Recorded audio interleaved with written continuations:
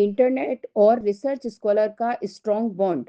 Research scholar और internet का रिश्ता इतना गहरा, इतना स्ट्रॉन्ग और इतना अनअवॉइडेबल होता है कि कई बार स्कॉलर खुद भी सोचता है कि बिना इंटरनेट रिसर्च पॉसिबल भी है या नहीं। ऐसा लगता है जैसे इंटरनेट उनका सेकंड लैब, सेकंड लाइब्रेरी और कई बार सेकंड गाइड बन चुका है। लेकिन इस स्ट्रॉन्ग बॉन्ड के पीछे सिर्फ सुविधा नहीं, बल्कि रिसर्च की पूरी स्ट्रक्चर इंटरनेट पर डिपेंड होने की वजह छिपी होती हैं, जो स्कॉलर को फायदा भी देती हैं और कई जगहों पर कंफ्यूजन भी बढ़ाती हैं। सबसे पहले तो रिसर्च स्कॉलर का एंटायर इंफॉर्मेशन इकोसिस्टम इंटरनेट पर चलता है। लिटरेचर रिव्यू करने के लिए स्कॉलर को I triple E, Springer, Elsevier, ACM सब इंटरनेट से ही एक्सेस होते हैं। स्कॉलर जब अपने टॉपिक के लिए रिलेवेंट पेपर्स खोजता है तो उसे महसूस होता है कि दुनिया भर के रिसर्चर्स उसकी स्क्रीन पर अवेलेबल हैं। ये एक्सेसिबिलिटी एक कंफर्ट भी है और प्रेशर भी। कंफर्ट इसलिए कि अनलिमिटेड जानकारी उसके पास है, और प्रेशर इसलिए कि इतनी इंफॉर्मेशन में से क्या इंपॉर्टेंट है ये समझना मुश्किल हो जाता है। स्कॉलर को लगता है कि शायद कोई उसे बता दे कि किस डायरेक्शन में सर्च करना सबसे इफेक्टिव होगा।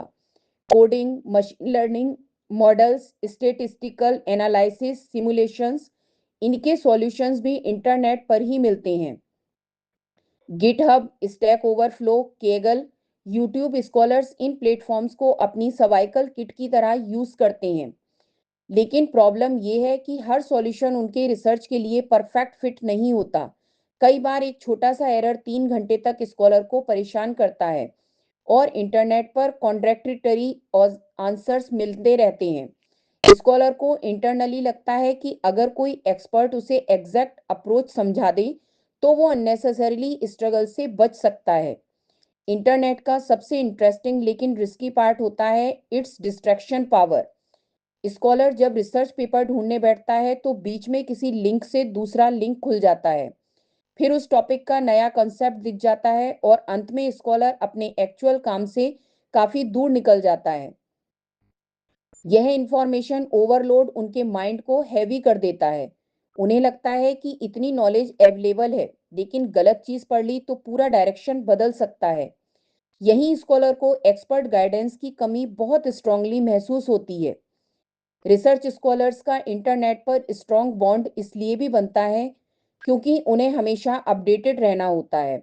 नए algorithms, new data sets, new methodologies, new tools सब इंटरनेट से ही पता चलता है।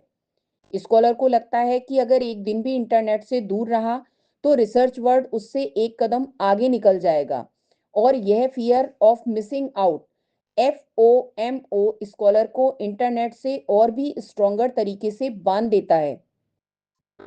Online tutorials, webinars, conference videos, coding guides ये स्कॉलर के लिए इंस्पिरेशन का सोर्स भी बनते हैं।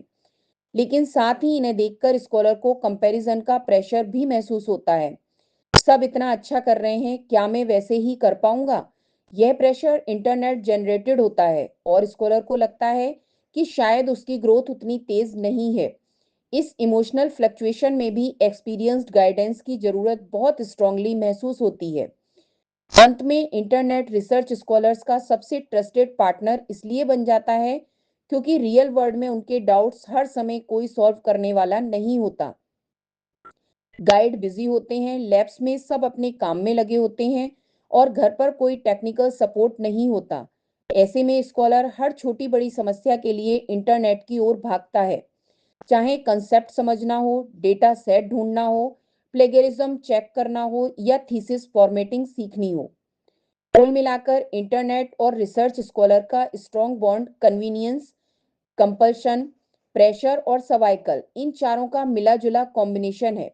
स्कॉलर इंटरनेट के बिना रिसर्च शुरू भी नहीं कर सकता और उसे छोड़ भी नहीं सकता, लेकिन इसी डिपेंडेंस के बीच वह धीरे धीरे समझता है कि सही जानकारी चुनना, सही डायरेक्शन पकड़ना और सही स्ट्रेटेजी अडॉप्ट करना अकेले पॉसिबल नहीं है। तभी उसे महसूस होता है कि रिसर्च में गाइडेंस सिर्फ लग्जरी नहीं, एक नेसेसिटी है।